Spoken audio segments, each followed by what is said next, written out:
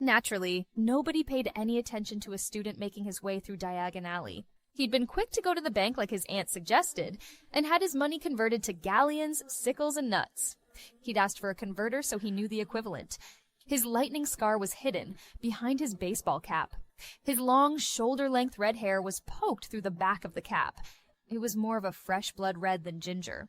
It hadn't stopped Ollivander from knowing who he was, which had frankly freaked Harry out.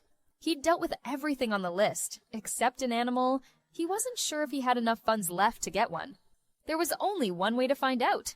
Harry made his way towards Elop's Owl Emporium. He didn't want to purchase a frog or a cat. One he had no interest in, and the other would likely require more money to purchase food for. That, and he didn't like them. His old babysitter had well and truly made sure of that. They smelt horrid. Harry almost bumped into someone. He apologized as he gaped at the snake tank, only instead of hissing like he expected, he could understand them. How very peculiar. Was this all part of magic? Could he understand all animals? Of course, a haughty voice declared. Red hair and hand-me-down robes, you must be a Weasley. A what? Harry turned to face the person who spoke. A boy with blonde hair slicked back, confusion most prominently displayed. He wasn't even wearing a robe, so he didn't understand what the boy was talking about. Can I help you, young man? Hogwarts students? Gazing at both of them, the Malfoy heir slid away and peered in at his snake. He frequently brought him here to the store.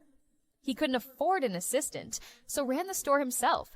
Most avoided his snake. This one was going to be a Slytherin for sure.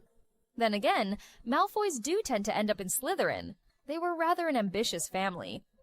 I am not sure I have enough to get an owl, Harry told the wizard, entirely forgetting his encounter with the strange wizard. In the end, he actually had more than enough to get a snowy, white female owl called Hedwig from Elop's and a male black cat named Heath.